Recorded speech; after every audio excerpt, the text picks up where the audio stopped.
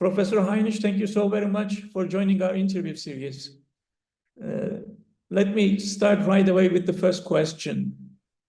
Can you elaborate on historical factors that have contributed to the rise of populist radical right movements in Austria? How far back can we trace these influences? Very good question. So the Austrian Freedom Party is a populist radical right party. It was formed after World War II, but it inherited essentially a tradition that dates back to the Austrian Empire, to the monarchy. And because Austria was not part of the German Empire, the German reunification process in the 19th century, there were people in Austria who became German nationalists, who wanted the German speakers of Old Austria to join Germany. And that was the root origin of what is now the Freedom Party. And the Freedom Party was founded after World War II, but represented the aspirations of Austrians who felt Germans. It included a lot of former Nazis. And the Nazis were party members of the Nazi party, and they were prevented from voting. And when they were allowed to vote, many of them didn't want to vote for either the dominant conservative party because they were not Catholic or didn't see themselves as Catholic, nor were they socialists or social democrats. So they opted for they created a new party, and the Freedom Party, which was sort of a German nationalist party that never exceeded more than 5%. And it was a small player in an Austrian political system completely dominated by the other two major parties, a Christian democratic type party, the Austrian People's Party, and a social democratic party, which had 95% of the electorate. So now, but within 2 generations, the whole war situation became less and less relevant, and the Freedom Party went through a period of liberalization, opening. Newer members joined the party, and in the early 1980s, it was even a partner of the Social Democrats in government. But the party had different groups within, and in that situation, there was a very charismatic young leader from one of the provinces in Austria, Jörg Haider, who realized that to be successful in the future, he would have to transform a nationalist radical right party, post-Nazi party, into a populist party. What does a populist party do? A populist party creates an agenda where the elites are running everything, the elites are all insiders, and the elites have robbed the sovereignty of ordinary people. And sort of that began the rise of the Freedom Party. And within a decade or so, the Freedom Party went from the 5%, 6% to 27%, mostly on the strength of populism. And populist parties, even if they're right wing, are not as dogmatic as dogmatic radical right parties. For example, the Austrian Freedom Party was initially for European integration, then turned against European integration. It was initially against Catholicism and against religion, but then wanted to defend Europe against Islam. So you can see the Freedom Party was very flexible and adjusted its program wherever they perceived grievances in society and wherever they could find voters, essentially. With Austria's integration into Europe and the European community, the issue of borders, of identity, and also as a result of globalization, became more important. So the Freedom Party increasingly began to focus on these questions, and therefore we have the sort of radical right populist party, grievances against elites, and identity, immigration, globalization, integration, Euroscepticism on the other hand. And that's been pretty much the staple of the Freedom Party. And to answer your question directly, because the other parties, the Social Democrats and the Conservatives, were dominant, the Freedom Party, like in other countries where you had these dominant cartel parties, so to speak, the Freedom Party was able to get the support of voters who were discontented with the dominant party. So they had a structural advantage in a time of political change when uncertainty and insecurity increased. Then Austria was affected by the collapse of the Iron Curtain, the war in Yugoslavia. It was a border country, a lot of immigration, and the Freedom Party was able to take advantage of that insecurity and was able to gain 27%, and therefore was able to join a conservative-led government in 2000, which caused a stir in Brussels. There were sanctions against the Austrian government at the time, and the scandal was, for the first time, a radical right populist party was a junior partner in government. In reality, the Freedom Party had emerged as a second party after the Social Democrats, and it was the Conservative who then had the chancellorship. The party had the chancellor, although they came in third. But the Freedom Party, as an opposition party, was poorly equipped to handle government. So very quickly, its voters were disillusioned, the party split, it imploded, and the government ended prematurely. They tried it after premature elections, a second round, they continued the coalition, it then finally imploded, and the party split into a slightly more moderate radical right wing, and then the rump Freedom Party, the sort of fundamentalists. And the second party, the slightly more moderate, was led by this charismatic Jörg Haider I was talking about before. But when he perished in a car accident, that party essentially disappeared, and he was the glue that held that party together. And the Freedom Party re-emerged. And the Freedom Party moderated when it was office-seeking and radicalized when it needed to rebuild itself in opposition. And then in 2017, the Freedom Party was office-seeking again, and it then formed a government with the Conservatives again under the leadership of a young political leader the People's Party had, Sebastian Kurz. And that government also ended prematurely with the infamous Ibiza video, where the leader of the Freedom Party was seen making propositions to would look like a Russian oligarch, a person who was posing as an oligarch, and he was essentially offering influence. It was a case of influence peddling. And in that situation, the government again collapsed, and the Freedom Party went into opposition, and it had to again reinvent itself and rebuild itself. And thanks to the pandemic and other issues and problems in the government, the Freedom Party rebuilt itself very impressively, and is now in a position where it is likely, or it's more likely than unlikely, that it will emerge ahead of the other parties in Sunday's elections, or at least come in as a close second. And that's sort of in a nutshell, the situation. Right, quite an answer. To what extent do socio-economic issues like unemployment, immigration, economic inequality, and globalization contribute to the appeal of the populist radical right in Austria? How the populist attitudes and attitudes based on populist radical right and left host ideologies affect citizens' conceptions of democratic decision-making?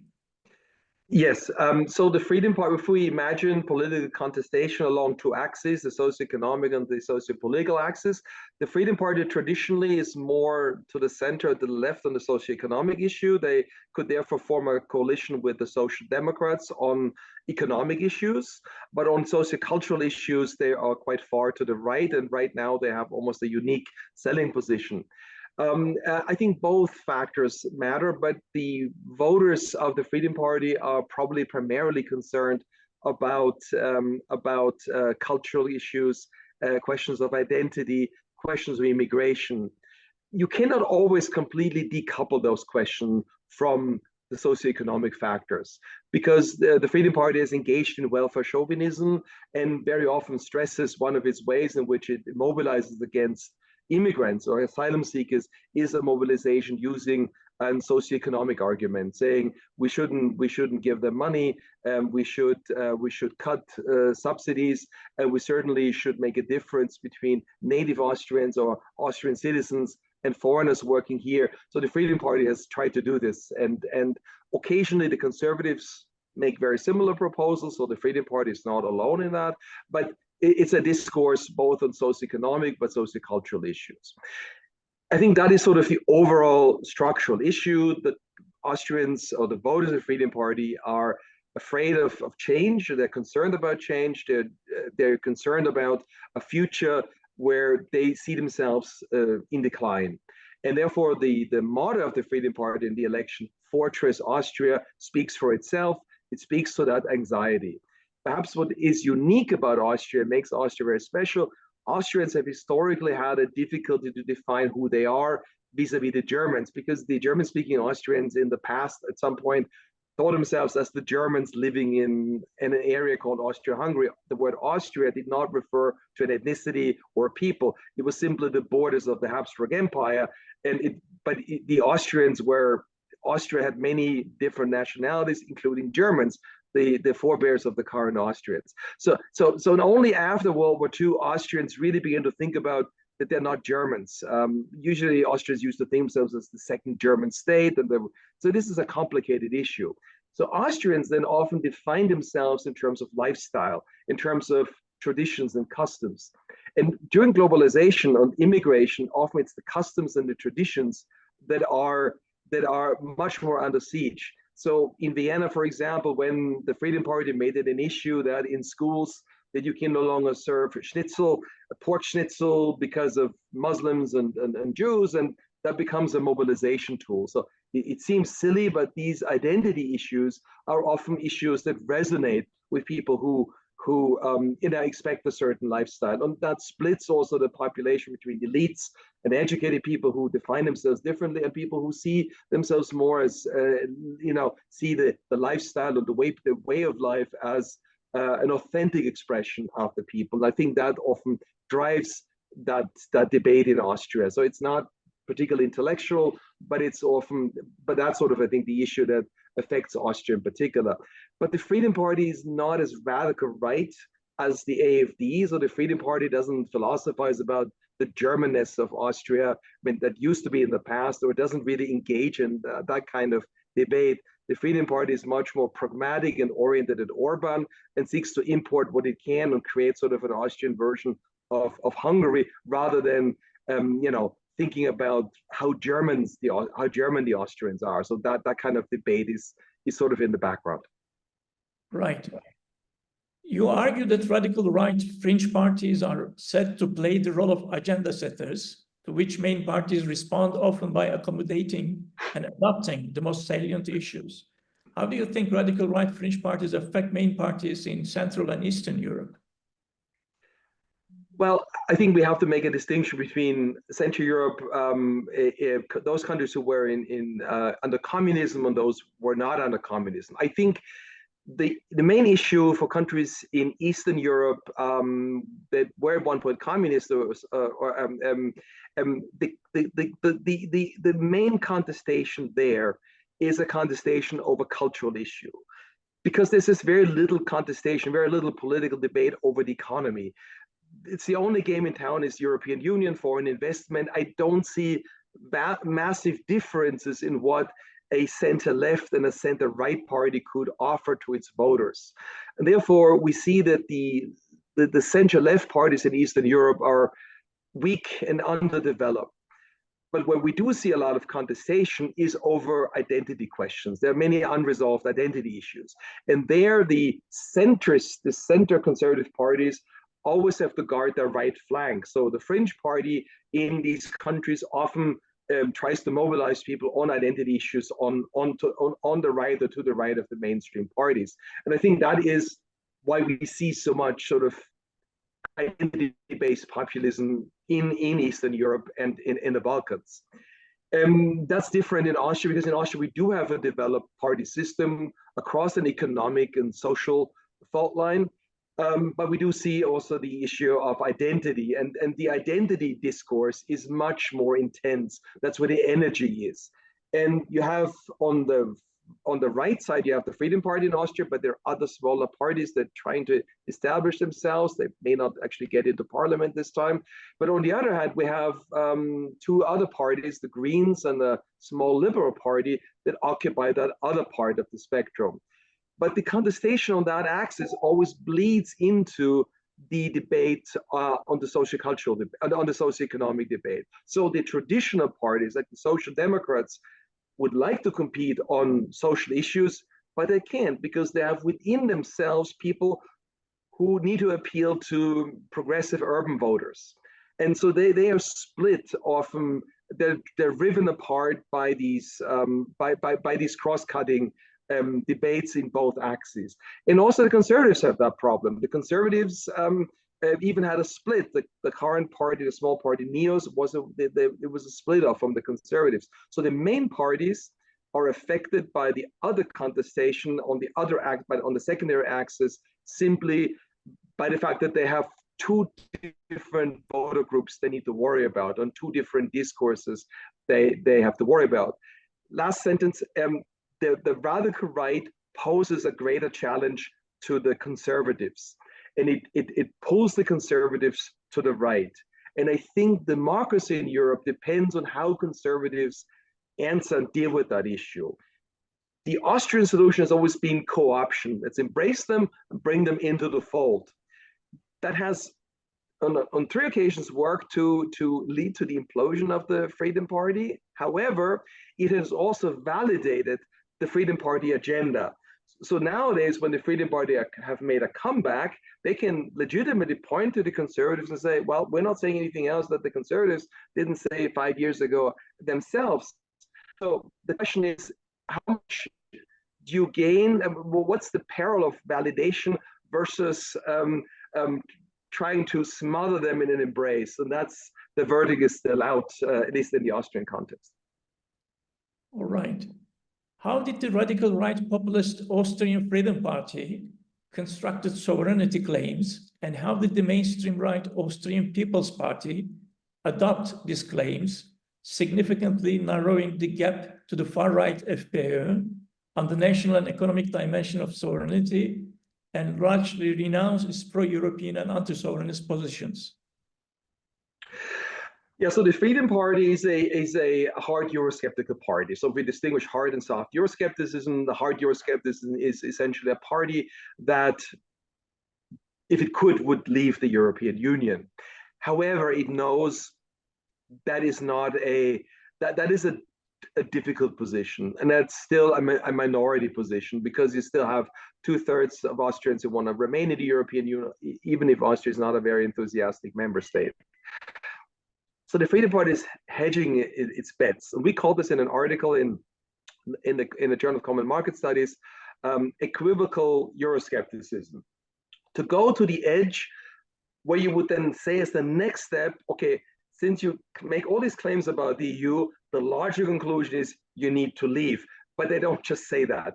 So they talk about very vaguely about big reform and restoring sovereignty to the nation states, and they have a program to that effect. And they are in the European group, the Patriots for Europe, where they're very similar, where there are other groups like the RN in France, Vlaams Belang, the PVV in the Netherlands, and of course also Viktor Orban and others. And I think they're comfortable there. And they would like to weaken the EU as much as possible. And sovereignty means for the Freedom Party that decisions are made in Austria. So we have to weaken international judicial bodies, the European Court of Human Rights, the EU courts, and all this should be decided nationally. And essentially, any kind of international contribution would be strictly voluntary based on a national decision making. That's sort of the idea of sovereignty. And they mentioned this. There's currently an issue of Sky Shield that the Austrians, the Swiss and the Germans and others are joining forces to procure a missile defense system against drones and incoming missiles.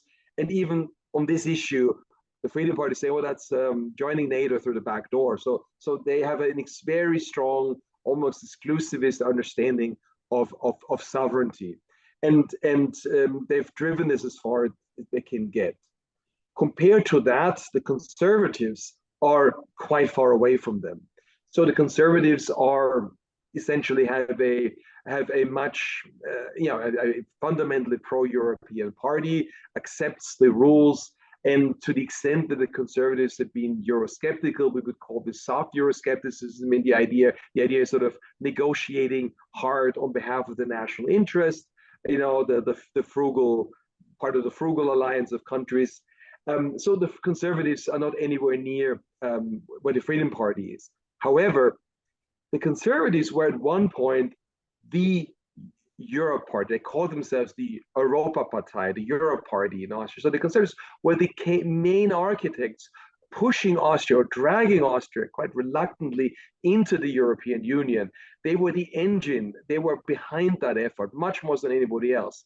And from that perspective, the conservatives sort of abandoned that position halfway. So compared to the Freedom Party, the conservatives are where most most Austrian parties are, but from where they were in the early 90s and before, they've moved a great deal. The most pro-European party in Austria right now is the party NEOS. That's a small liberal party that very strongly always defends the European Union. And the conservatives sort of tend to have the blaming Brussels for what goes wrong and taking credit whenever Brussels does something right. All right. Austria is probably the first European state which officially recognized Islam in 1912. How has the rise of right-wing populism and party competition have changed Austria's Islam politics? What role did FPÖ play in this change of policy toward Islam? Yes, a very interesting. So Austria actually has had a very progressive relationship with Islam. Going back to the monarchy, and Islam is a fully recognized equal religion, has been for a long time, sanctioned by the courts. Also going back to the foundation of Austria, and again dating back to the inclusion of Bosnian Muslims in the Austro-Hungarian Empire. And so in the Austrian military, traditionally there were imams and there were rabbis and there were Catholic priests. And because of that, those protections, and these protections have been carried over and have been recognized by the Islam law of 1915. And that has made it difficult for anyone to weaken the role of Islam. Interestingly, also the Austrian conservatives and the Austrian political parties defended the role of Islam and defended the autonomy of religion. Austria has a tradition of autonomous interest associations, where the state says within their area of jurisdiction, associations can make their own rules. That applies to the labor market, that applies also to religion. So therefore, like a school curriculum, so the religious institutions, is free to them to organize how they organize the teaching in school, how they appoint teachers, how they appoint imams, how they appoint their own religious leaders. And there are communities, and the Islamic community has a contract with the government, but within their authority, they can settle these things. So the conservatives defended this, and even the Freedom Party didn't, for them, religion wasn't a big issue. Immigration was not so much about religion. And for quite a while, the Freedom Party had actually a very strong positive relationship with several Arab countries. If you remember the relationship between Jörg Haider, leader of the Freedom Party, and Saddam Hussein, or also Gaddafi in Libya. So that was originally not such a big issue. Even after 9/11, it was Austrians came out and said, this is not an issue about Islam. These are terrorists, and these are two separate things. It was actually much later that when the Austrian Freedom Party began competing with a split off, another radical right party by Haider, they were looking for additional ways to differentiate themselves. And they began to seize on the issue of Islam, and the sort of Islamophobia began, where suddenly veiling the existing Islam law became issues. And then identity questions were linked to that. And at some point, some of these issues were picked up by the conservative parties, who were locked in party competition with the radical right, usually in areas where it had larger concentrations of immigrants. And it gradually went mainstream. At the same time, the Greens and the Social Democrats sort of said, well, religion is not really our thing. You take care of that. You are the conservatives. You are all about religion. That's much more your area. So the Conservative Party was in government at the time in a coalition with the Social Democrats, began rewriting the Islam law, largely under pressure from the radical right. There were several Islamist terrorist attacks in that time period in different European countries, and in that, so the idea of security became much bigger. So securitization went into that new law, and the idea we need to Austrianize Islam. So there had to be an official translation of the Quran. and the imams had to preach in German, and the school curricula had to reflect that as well. And there was pressure put on the Islamic community to be much more proactive in their cooperation with government authorities, and that was written in a new version of the Islam law, more or less written by the conservatives under pressure by the Freedom Party, that were opposition, with the left and the Greens sort of looking the other way. And that was the situation. And then in 2016, in the election campaign, where Kurz became the new strongman, the question of Islam, political Islam, became the watchword, was a main campaign issue for the conservatives and for the Freedom Party. But ironically, it was the conservatives who made this a much bigger issue, so that the Freedom Party had to actually run posters reminding people that they had been the first to think about that issue. But that was, and the Conservative Party ever since then has clearly used the question of Islam, of political Islam, which they even have a committee to investigate this. They have a website, and it's sort of, and nobody really knows what that is, but it's become sort of a political cudgel where they can use this. And they did so up to last year. I think at some point they realized that helps more the radical right than themselves. They've stopped doing this, in the last few months, and they've focused more on their traditional strength, the economy. But there is a faction in the Conservative Party that for whom Islam is an issue, and they use this at any and every opportunity if they can, if they think it gets them votes. Right.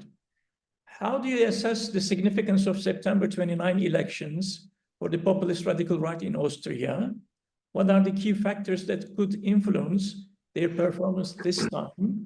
Most pundits in the media argue that the Freedom Party could make a comeback and can win elections on Sunday. What is your take on the elections in terms of the success of the populist parties? So, I'm going to start out with a very paradoxical statement. If you don't want the Freedom Party in government, you would hope that they come in first. Let me explain this.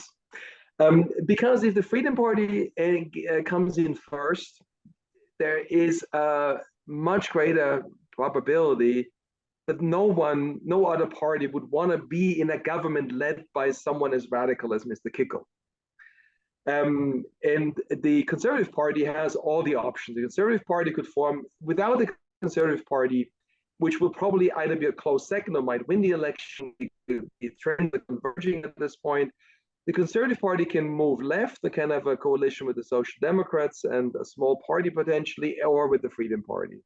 But why would the Conservatives want to be the junior partner in a coalition under Kickl, the leader of the radical right, if it could be the senior partner in a coalition with the Social Democrats?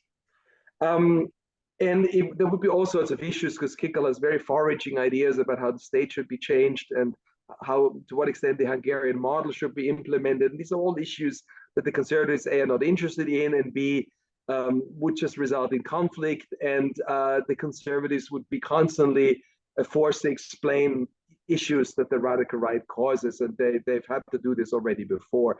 And Kickl and Chancellor Nehammer, the leader of Conservatives, ruled this out so many times that it seems almost impossible you could go back on that promise. So unless he is forced out, I don't see I think it's going to happen. But if the Conservatives come in first and the Freedom Party is a close second, I do see the likelihood of a government between the Conservatives and the radical right.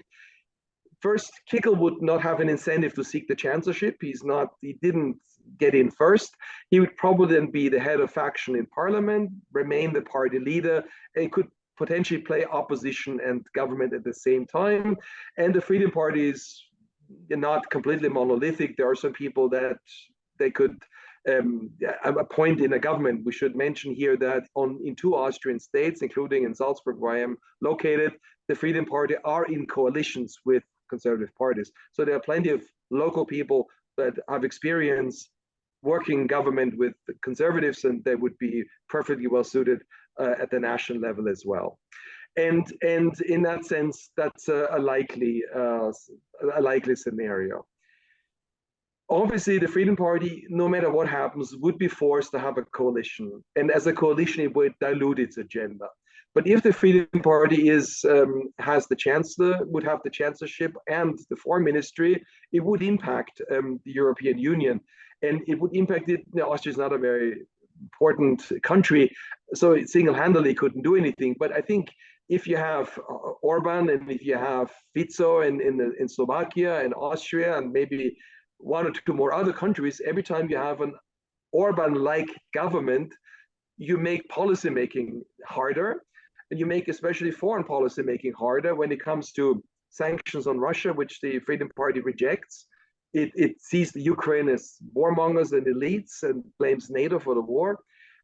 So any of these issues become more complicated. They're opposed to the Green Deal. So the more governments of a Freedom Party type we have, and the more influential they become, it would add up. And at some point, it develops its own gravity that would derail these efforts. And I see the radical right at this stage as spoilers, not as architects and agenda setters, at least not at the European level, but they can spoil important events, and they can have some issues they can use as bargaining chips to extract concessions. And of course, the Freedom Party could potentially use Austria's role in the EU as leverage, although I don't quite see that scenario. Last statement, there's one open issue that we don't know yet, is the role of the Austrian president. The Austrian president has de facto the same power as the French president. He just doesn't exercise that role, but he is a sleeping giant. And he has made announcements what kind of government he wouldn't ever appoint. And he's ruled out Kickl, and he's also said he would always insist on a pro-European government, and simply the announcement of what the president would and wouldn't do would factor into the calculus of the different parties. So this has never happened before in Austria, because the Austrian president has a popular mandate, and he's in his second term.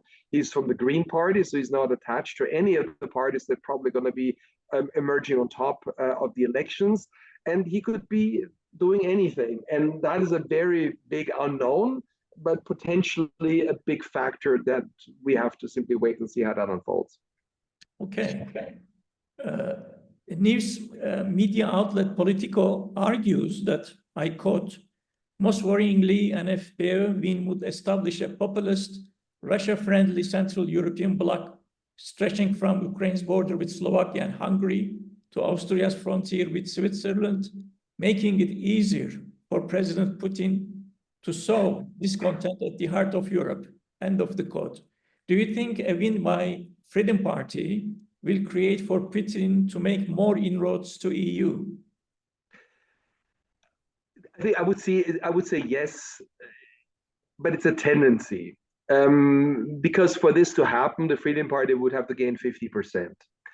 And I don't see any coalition partner that the Freedom Party has that would do a complete, even the conservatives have defended the Ukraine, have attacked Russia, and I don't see the Freedom Party would be simply able to do this on its own.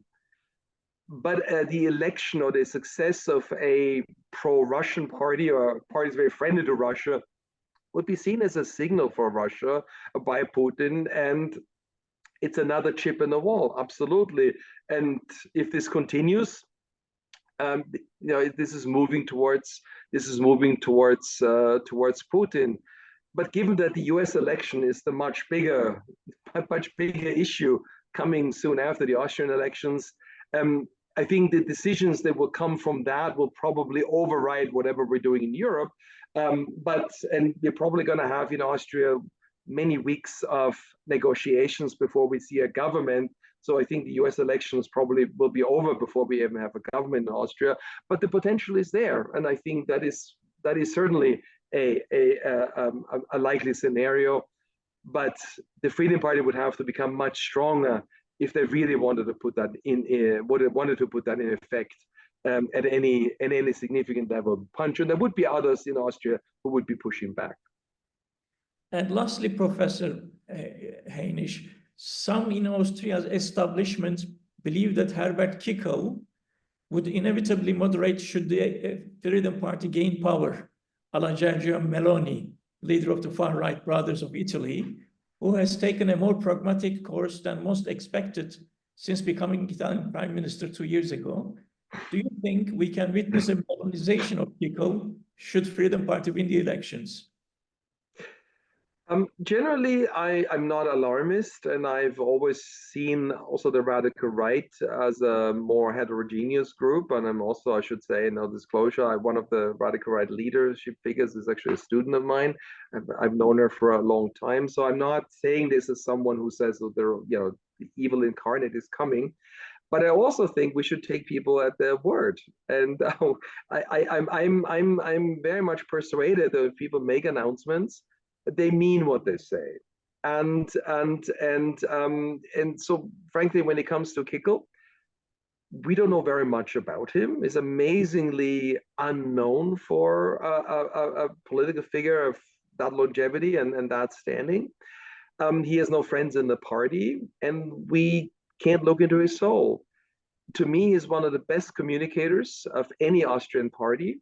He's extremely clever. I used to call him the brain behind the previous party leader. He was the architect of a lot of the hard right slogans.